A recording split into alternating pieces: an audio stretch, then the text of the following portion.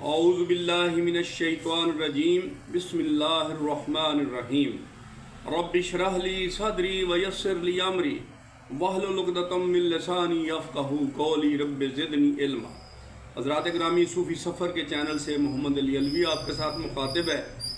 آج ہم سورۃ یونس کی 61 آیت جو ہے وہ پڑھیں گے اور اس کے بارے میں ہم ڈسکس کریں گے۔ اللہ ہمیں توفیق عطا فرمائے۔ اللہ فرماتا ہے الا ان اولیاء اللہ لا خوف علیہم ولا هم يحزنون الذین آمنوا وكانوا يتقون لهم البشرى في الحیاۃ الدنیا وفي الآخرۃ لا تبدیل لکلمات اللہ ذلک هو الفوز العظیم۔ صدق اللہ العظیم۔ حضرات گرامی، اللہ فرماتا ہے سنو، جو اللہ کے دوست ہیں، جو ایمان لائے اور جنہوں نے تقوی کا رویہ اختیار کیا، ان کے لیے کسی خوف اور رنج کا موقع نہیں ہے۔ دنیا اور آخرت دونوں زندگیوں میں ان کے لیے بشارت ہی بشارت ہے۔ اللہ کی باتیں بدل نہیں سکتی، یہی بڑی کامیابی ہے۔ اے نبی صلی اللہ علیہ وسلم، جو باتیں یہ لوگ تجھ پر بناتے ہیں وہ تجھے رنجیدہ نہ کریں۔ عزت ساری کی ساری خدا کے اختیار میں ہے اور وہ سب کچھ سنتا اور جانتا ہے۔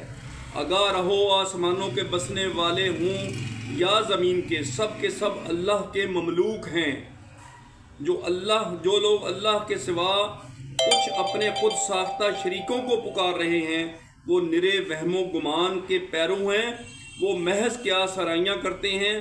وہ اللہ ہی ہے جس نے تمہارے لیے رات بنائی کہ اس میں سکون حاصل کرو اور دن کو روشن بنایا۔ اس میں نشانیاں ہیں ان لوگوں کے لیے جو کھلے کانوں سے پیغمبر کی دعوت کو سنتے ہیں۔ لوگوں نے کہہ دیا کہ اللہ نے کسی کو بیٹا بنایا ہے۔ سبحان اللہ، وہ تو بے نیاز ہے۔ آسمان اور زمین جو کچھ ہے سب اس کی ملک ہے۔ تمہارے پاس اس قول کے لیے آخر دلیل کیا ہے؟ کیا تم اللہ کے متعلق وہ باتیں کہتے ہو جو تمہارے علم میں نہیں ہیں؟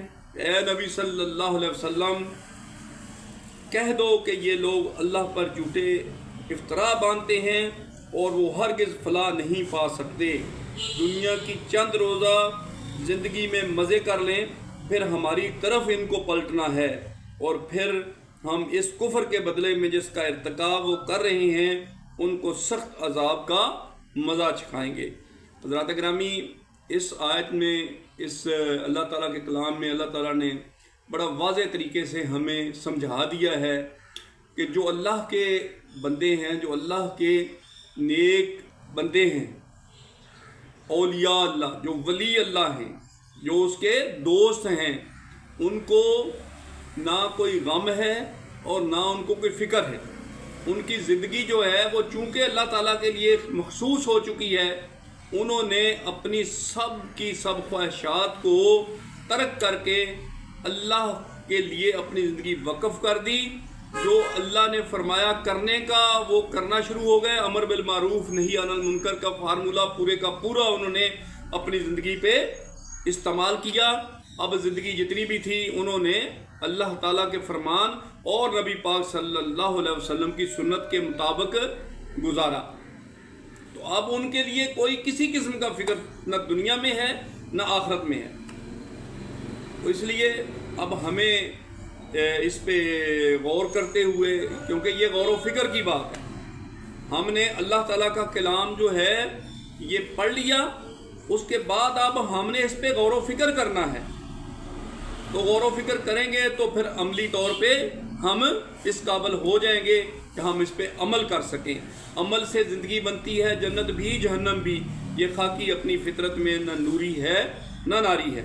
حضرات گرامی، ابھی ہم اس دعا کے ساتھ کہ یا اللہ ہمیں اپنا دوست بنا، جیسا کہ تو نے وعدہ کیا ہے کہ دوستوں کے لیے کوئی غم نہیں ہے، کوئی دکھ نہیں ہے، کوئی مصیبت نہیں ہے، کوئی مسئلہ نہیں ہے۔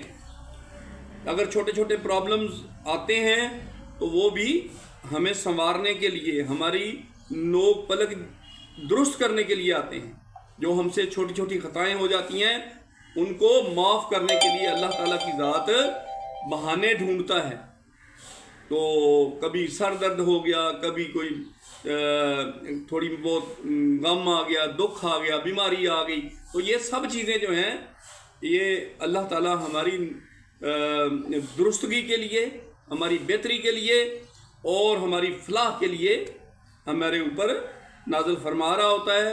تو ہمیں گھبرانا نہیں چاہیے، بلکہ ہمیں اس صورت کے جو کہ 61 آیت ہے سورہ یونس کی، ہمیں نہ کوئی نہیں ہمیں گھبراہٹ ہونی چاہیے، کوئی ہمیں دکھ نہیں، کوئی تکلیف نہیں، ہمیں ہر حالت میں اللہ کا شکر ادا کرنا چاہیے اور صبر سے کام لینا چاہیے، تو ہمارے لیے فلاح ہی فلاح ہے۔ تو ہم اللہ سے دعا کرتے ہیں کہ اللہ ہمیں اس پہ عمل کرنے کی توفیق عطا فرمائے۔ وآخر دعوانا الحمدللہ رب العالمین، آمین یا رب العالمین۔